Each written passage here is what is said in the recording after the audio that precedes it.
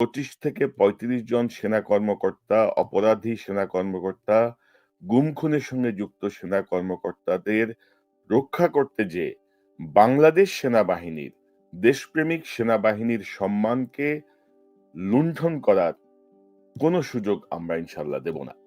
জুলাই বিপ্লব পরবর্তী জেনারেল ওয়াকারের যে ভূমিকা এবং বর্তমান সময়ে জেনারেল ওয়াকারের যে ভূমিকা, আমি আপনাদেরকে দুটো ক্লিপ দেখাতে চাই।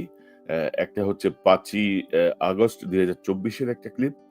আপনারা যদি দেখেন সেই ক্লিপটা একটু শোনেন। যে দেশে একটা ক্রান্তিকাল চলছে, আমি সমস্ত রাজনৈতিক দলের নেতৃবৃন্দকে এখানে আমন্ত্রণ করেছিলাম। ওনারা এখানে এসেছেন, আমরা একটা সুন্দর আলোচনা করেছি। সেখানে আমরা সিদ্ধান্ত নিয়েছি যে একটা ইন্টারিম গভর্নমেন্ট আমরা ফর্ম করব এবং ইন্টারিম গভর্নমেন্টের মাধ্যমে এদেশের সমস্ত কার্যকলাপ চলবে। আমরা এখন মহামান্য রাষ্ট্রপতির কাছে যাব যে এই ইন্টারিম গভর্নমেন্ট ফর্মের ব্যাপারে ওনার সাথে আলাপ আলোচনা করে আমরা একটা ইন্টারিম গভর্নমেন্ট ফর্ম করে দেশ পরিচালনা করব। আমি আপনাদের কথা দিচ্ছি, সমস্ত হত্যা, সমস্ত অন্যায়ের বিচার আমরা করব। আপনারা সেনাবাহিনীর প্রতি আস্থা রাখেন, সশস্ত্র বাহিনীর প্রতি আস্থা রাখেন। আমি সমস্ত দায় দায়িত্ব নিচ্ছি। আপনি দেখুন, মানে সকল হত্যাকাণ্ডের বিচার হবে, আমরা করব। আমি আবার একটু শোনাই, তাইলে আপনাদের কাছে আর একটু বিশ্লেষণ করতে সুবিধা হবে। দেশ পরিচালনা করব। আমি আপনাদের কথা দিচ্ছি, সমস্ত হত্যা, সমস্ত অন্যায়ের বিচার আমরা করব। আপনারা সেনাবাহিনীর প্রতি আস্থা রাখেন, সশস্ত্র বাহিনীর প্রতি আস্থা রাখেন। আমি সমস্ত দায় দায়িত্ব নিচ্ছি। আপনাদের জানমাল এবং আপনাদেরকে আমি কথা দিচ্ছি যে আপনারা আশাহত হবেন না। ইনশাল্লাহ আপনাদের যত দাবি আছে সেই দাবিগুলো আমরা পূরণ করব এবং দেশে একটা শান্তি শৃঙ্খলা ফিরিয়ে নিয়ে আসব। প্রতিটা হত্যার বিচার করা হবে, প্রতিটা অন্যায়ের বিচার হবে। আমরা আজকে সুন্দরভাবে কথা বলেছি। সমস্ত দলের প্রধান দলের নেতারা এখানে উপস্থিত ছিলেন। আমি ওনাদের ইনভাইট করেছিলাম এখানে। ওনারা ভেরি নাইস অফ দেম যে ওনারা এসেছেন অ্যান্ড আমরা একটা সুন্দর আলোচনা করেছি। মাননীয় প্রধানমন্ত্রী পদত্যাগ করেছেন এবং আমাদের সাহায্য করেন। আমি সমস্ত দায়িত্ব নিচ্ছি, আপনারা আমাকে সাহায্য করেন। তো মাননীয় প্রধানমন্ত্রী ৫ই আগস্টেও আছে এবং তার আগে তার হাতের একটা মুভি দেখবেন। এই মানে এক ধরনের হতাশা, এটা এই সাইন ল্যাঙ্গুয়েজ, এটা হচ্ছে একদম হতাশা। তো যদিও সেটাও মিথ্যা কথা, হাসিনা পদত্যাগের কথা বলেছে, পরে তার পদত্যাগপত্র খুঁজে পাওয়া যায়নি। এই যে জেনারেল ওয়াকার যে বললেন, আমি দায়িত্ব নিচ্ছি, সকল গুম খুনের বিচার হবে, আপনাদের সকল দাবি অনুযায়ী কার্যক্রম হবে, তার পরপরই তিনি বলছেন আমি দায়িত্ব নিচ্ছি, সেনাবাহিনীর উপর আস্থা রাখুন। তো আপনি তো আসলে আপনি কায়দা করে এই সেনাবাহিনীকে কিন্তু টেনে আনলেন, সেনাবাহিনীকে ব্যবহার করছেন আপনার রক্ষা কবচ হিসেবে। এখন আপনি সেনাবাহিনীর নামে আপনি যে ওয়াদা করেছেন সে ওয়াদা আপনি প্রতি পদে পদে ভাঙছেন, প্রতি পদে পদে আপনি বোঝাতে চাচ্ছেন যে সেনাবাহিনীতে যারা অপরাধী তাদের ব্যাপারে কোনো পদক্ষেপ নেওয়া যাবে না। আপনি আপনার ব্যক্তিগত ফায়দা হাসিলের জন্য, ব্যক্তিগত ধান্দা থেকে আপনি এই কাজগুলো করছেন। এটি বলার কি বলবো, মানে আমার বলতে বিন্দু মাত্র কোনো দ্বিধা নাই। এই যে ৫ই আগস্ট ২০২৫-এর এই বক্তব্য, তারপরে ধরেন সেপ্টেম্বর, অক্টোবর, নভেম্বর, ডিসেম্বর, জানুয়ারি, ফেব্রুয়ারি, ৬ মাসের মাথায় আপনারা জেনারেল ওয়াকারের বডি ল্যাঙ্গুয়েজ, তার বলার স্টাইল জাস্ট একটু লক্ষ্য করেন। আমি আপনাদেরকে আরেকটা ভিডিও দেখাচ্ছি। যে সমস্ত সদস্য শাস্তি পেয়েছে তারা শাস্তি পাওয়ার যোগ্য। এখানে কোন রাজনৈতিক নেতৃবৃন্দ এর মধ্যে উপস্থিত ছিল কিনা, ইনভলভ ছিল কিনা, বাইরের কোন শক্তি এর মধ্যে ইনভলভ ছিল কিনা, সেটার জন্য কমিশন করা হয়েছে। কমিশনের চেয়ারম্যান এখানে আছেন, উনি এটা বের করবেন এবং আপনাদের জানাবেন। বটম লাইন হচ্ছে যে এই সমস্ত আমাদের এই চৌকস সেনার সদস্য যারা প্রাণ হারিয়েছেন, তারা প্রাণ হারিয়েছেন তদানীন্তন বিডিআর সদস্যদের গুলিতে। আমরা নিজেরা এই সমস্ত জিনিস নিয়ে অনেক ভিন্ন মত পোষণ করছি, কেউ কেউ এই জিনিসটাকে ভিন্ন খাতে প্রবাহিত করার চেষ্টা করছে। কিছু কিছু সদস্যদের দাবি যে তারা 2009 সাল থেকে আজ পর্যন্ত বিভিন্ন শাস্তি পেয়েছেন। কেউ কেউ দায়ী করছেন যে তারা অযাচিতভাবে শাস্তি পেয়েছেন। এটার জন্য আমি একটা বোর্ড করে দিয়েছি, একজন লেফটেন্যান্ট জেনারেল সেই বোর্ডের সদস্য। প্রথম ফেজে 51 জন সদস্যর ব্যাপারে আমার কাছে রিকমেন্ডেশন নিয়ে এসেছেন। তার রিকমেন্ডেশনের অধিকাংশই আমি গ্রহণ করেছি এবং আরো বেশি আমি দিয়েছি।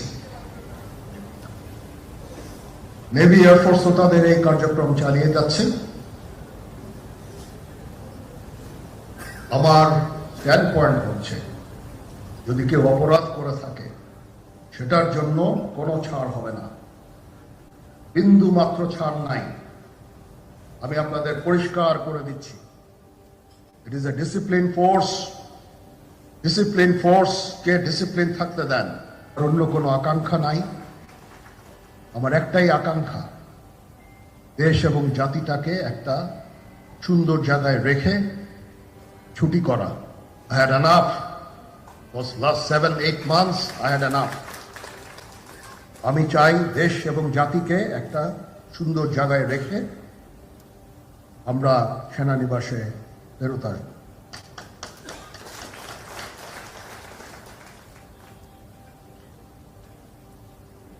আরেকটা জরুরি বিষয় যেটা আমি ভাবলাম যে আপনাদের সাথে আমি শেয়ার করি, দেশ police, RAB, BGB, TGFI, NSI এগুলো দেশের জন্য অত্যন্ত গুরুত্বপূর্ণ কাজ করেছে অতীতে। খারাপ কাজের সাথে অসংখ্য ভালো কাজ করেছে। আজকে যে দেশের স্থিতিশীলতা, দেশটাকে যে এত বছর স্থিতিশীল রাখা হয়েছে, এটার কারণ হচ্ছে এই সশস্ত্র বাহিনীর বহু সেনা সদস্য, সিভিলিয়ান সবাই মিলে এই অর্গানাইজেশনগুলোকে, অসামরিক সামরিক সবাই মিলে এই অর্গানাইজেশনগুলোকে এফেক্টিভ রেখেছে। সেই জন্য আজকে সুন্দর, এতদিন ধরে আমরা একটা সুন্দর পরিবেশ পেয়েছি। এর মধ্যে যারা কাজ করেছে, যদি অপরাধ করে থাকে সেটার শাস্তি হবে, অবশ্যই শাস্তি হতে হবে, না হলে এই জিনিস আবার ঘটবে। আমরা সেটাকে বন্ধ করতে চাই চিরতরে, কিন্তু তার আগে মনে রাখতে হবে আমরা এমন ভাবে কাজটা করব এই সমস্ত অর্গানাইজেশনগুলো যেন আন্ডারমাইন না হয়। আজকে পুলিশ সদস্য কাজ করছে না, এটা বিশাল বড় কারণ হচ্ছে অনেকের বিরুদ্ধে মামলা, অনেকে জেলে। RAB, BGB, DGFI, NSI panic, বিভিন্ন দোষারোপ, খুন ইত্যাদি তদন্ত চলছে। অবশ্যই তদন্ত হবে, দোষীদের বিচারের আওতায় আনতে হবে। এমনভাবে কাজটা করতে হবে যেন এই অর্গানাইজেশনগুলো আন্ডারমাইন না হয়।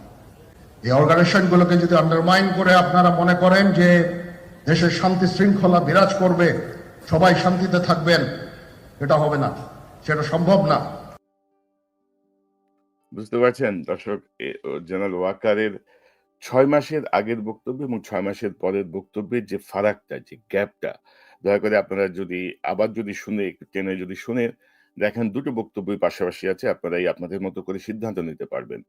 তো এখন ধরেন ওনার মাথার মধ্যে কিন্তু এই যে দায় মুক্তি, ইন্ডেমনিটির বিষয়টা কিন্তু অনেক আগে থেকেই আছে এবং আন্ডারমাইন করা যাবে না। অর্থাৎ ডিজিএফআই, এনএসআই বা যারা এই অপরাধের সঙ্গে যুক্ত, গুম খুন এসব কথা বলে, তিনি আবার কথা যদি বলতে যেও তিনি স্লিপ করে গেছেন, তিনি ঘুরিয়ে ফেলেছেন কথাকে, অনেক কায়দা কানুন করে তিনি যেটা বোঝাতে চাচ্ছিলেন সেই কথাটাই হচ্ছে যে যারা গুম খুনের সঙ্গে যুক্ত তাদেরকে অনেকটা ইন্ডেমনিটি দিতে হবে, কারণ তারা সুপিরিয়র এর আদেশে এই কাজ করেছেন, তারা আদেশ পালন করেছেন।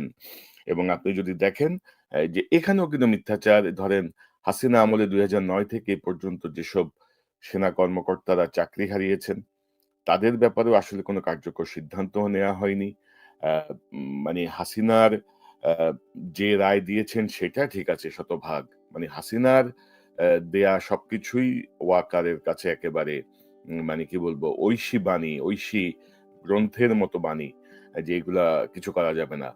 আর গুম খুনের সঙ্গে যারা যুক্ত, হাসিনার নির্দেশে যারা আ সাধারণ মানুষকে নিষ্পেষণ করেছে, গুম খুনের সঙ্গে যুক্ত ছিল, তাদেরকে আবার রক্ষা করতে হবে। অর্থাৎ হাসিনার যেই আ যে আপনি জানেন যে বিডিআর বিদ্রোহের নামে গণহত্যার পরে প্রায় ১৮০ জন কর্মকর্তাকে বিভিন্নভাবে সেনাবাহিনী থেকে বিভিন্ন অপবাদ দিয়ে বের করে দেয়া হয়েছে। তাদেরকে পুনর্বহাল করা যাবে না।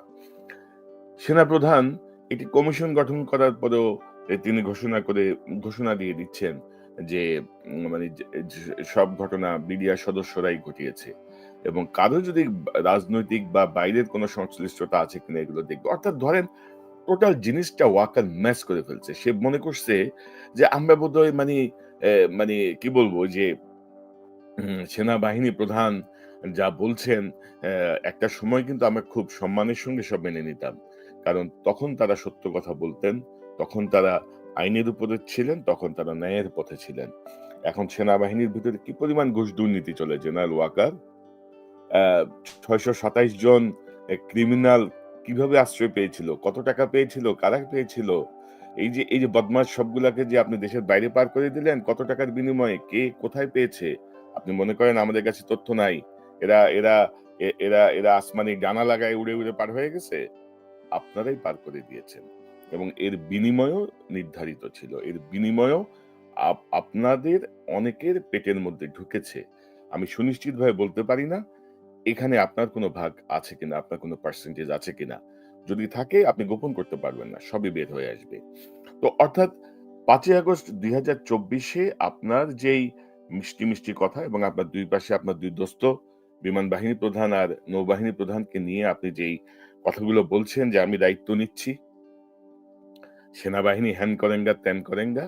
৬ মাসের মাথায় আপনি রাওয়া ক্লাবের যে অনুষ্ঠান সেখানে যেয়ে আপনি এক ধরনের কি বলবো অডাসিটি দেখালেন। আপনার সামনে বসা আপনার সিনিয়র কর্মকর্তাদেরকে আপনি বললেন যে, "আরো কিছু বক্তব্য আছে। আমি যা বলছি এটি মানলে আপনাদের জন্য ভালো হবে। আমি আপনাদের যে উপদেশ দিচ্ছি এটা শুনতে হবে, হ্যান হবে, ত্যান হবে" এবং এখানে আপনি বলেছিলেন, "no if, no but, full stop." তো এই অডাসিটি দেখানোর অধিকার আপনাকে কে দিছে এটা? আপনার কোন আইনে দিছে আপনাকে? ভারতের সেনাপ্রধান দিছে? আপনার পলাতক হাসিনা দিয়েছে? আপনার আম্মু, আপনার আ ফুফাতো আপনার কি বলবো? আপনার এক ধরনের কি বলি? শাশুড়ি বলা চলে। হুম? ফুফাতো বোনের আপনি তো হাসিনার মামাতো বোনের জামাই। তো কি মানে কাহিনী কি? আপনার এই যে বিষয়গুলো আপনি সেনাবাহিনীটাকে কেন ভাই শেষ করতেছেন ভাই? বিদায় হন প্রয়োজনে। না পারলে বিদায় হন। বলেন যে, "ভাই মাপ চাই, আমারে বিদায় করে দাও।" আপনি বিদায় না করলে আপনি বিদায় হয়ে যান। কিন্তু বাংলাদেশের জনগণের বিরুদ্ধে আপনি অবস্থান নিতে পারবেন না। গুম খুনের সঙ্গে যারা যুক্ত তাদেরকে আপনি রক্ষা করতে পারবেন না। যতই আমাকে কুচক্রী বলেন আর উদ্দেশ্য প্রণোদিত কাজ করছি বলেন, ২৫ থেকে ৩৫ জন সেনা কর্মকর্তা, অপরাধী সেনা কর্মকর্তা, গুম খুনের সঙ্গে যুক্ত সেনা কর্মকর্তাদের রক্ষা করতে যেয়ে বাংলাদেশ সেনাবাহিনীর, দেশপ্রেমিক সেনাবাহিনীর সম্মানকে লুণ্ঠন করার কোনো সুযোগ আমরা ইনশাল্লাহ দেব না। আপনি যতই ঘাটতারামি করেন, যতই চোখ রাঙান, যতই ক্ষমতা দেখান, কোনো লাভ হবে না জেনারেল ওয়াকার। এই কোনো দায় মুক্তি আসবে না গুম খুনের সঙ্গে যুক্ত কারো ব্যাপারে। এবং আমি আগের অনুষ্ঠানটায় আমি দেখিয়েছি যে আন্তর্জাতিক কোনো আইনেও, আন্তর্জাতিক কোনোভাবেও আপনি এদেরকে কোনো দায় মুক্তি দিতে পারবেন না। কারণ মানবতা বিরোধী অপরাধ কোনো ধরনের সকল ধরনের indemnity কে আসলে বাইপাস করে, কি বলবো এটাকে ওভাররিড করে। যেকোনো ধরনের মানবতা বিরোধী অপরাধকে মানবতা বিরোধী অপরাধ, মানবতা বিরোধী অপরাধী একে আপনি কোনোভাবে জাস্টিফাই করতে পারবেন না। কারাদেশে কিভাবে সুপিরিয়র রেসপন্সিবিলিটি যেমন আছে, যিনি আদেশ পালন করছেন তারও রেসপন্সিবিলিটি আছে। কারণ সেনাবাহিনীর আইনে সুনির্দিষ্টভাবে আছে, কোনো অন্যায় আদেশ মানতে কেউ বাধ্য নয়। অন্যায় আদেশ যারা মেনেছেন তাদেরকে এখন বিচারের মুখোমুখি হতে হবে। কারণ অন্যায় আদেশ না মেনে অনেক সেনা কর্মকর্তা, অনেক দেশপ্রেমিক সেনা কর্মকর্তা চাকরি ছেড়ে চলে গেছেন। অনেকে হেনস্থা হয়েছেন কিন্তু অন্যায় আদেশ মানেন নাই। বাংলাদেশ সেনাবাহিনীতে এই জাতীয় কর্মকর্তার সংখ্যাও কম নয়। সো মিথ্যা বিবৃতি দিয়ে সেনাবাহিনীর নৈতিক যে বিপর্যয়ের দিকে আপনারা নিয়ে যাচ্ছেন, জেনারেল ওয়াকার আপনি সেনাবাহিনীর শেষ ব্যক্তি নন। আপনি আপনার হাতে সম্পূর্ণ সুযোগ থাকার পরেও গত 14 মাসে আপনার যে ভূমিকা সেটি অত্যন্ত প্রশ্নবিদ্ধ। আমাদের অবসরপ্রাপ্ত মানে বঞ্চিত অফিসারদের ব্যাপারে কোনো সুরাহা হয় নাই। ডক্টর ইউনূস একটা কমিটি করে দিয়েছেন জেনারেল হাফিজের নেতৃত্বে। সেখানেও আপনি অসহযোগিতা করছেন। অর্থাৎ আপনি সবকিছুতে এক ধরনের মাসল পাওয়ার দেখাতে চাচ্ছেন। আপনি ভাবতেন যে আমি কি হনুরে? আপনার চোখের সামনে দৃষ্টান্ত হাসিনা লেজ তুলে পালায়ে গেছে। আপনি কি মনে করেন যে হাসিনার হাতে যদি 0.0001% কোনো সম্ভাবনাও থাকতো দেশে থাকার, সে পালাইতো? সে পালাইতো না। এবং আপনি অ্যা সম্পূর্ণ গায়ের জোরে, সম্পূর্ণ স্বপ্রণোদিত হয়ে তাকে আপনি দেশের বাইরে পাঠিয়ে দিয়েছেন। এবং যেভাবে পাঠিয়েছেন সেই প্রক্রিয়াটাও আন্তর্জাতিকভাবে অশুদ্ধ একটা প্রক্রিয়া। সেটি নিয়ে আমি কাজ করছি। সেটি নিয়ে আপনারা হয়তো খুব সহসাই আপনারা সেটা দেখবেন। আর আইএসপিআর ওই যে একটা সময় র‍্যাবের যে ক্রসফায়ার এর গল্পের মতো সেই একই গল্প, বিবৃতি, মিথ্যা বিবৃতি এগুলো থেকে আইএসপিআর বের হয়ে আসেন। জেনারেল সামি আপনাকে সতর্ক করছি আমি।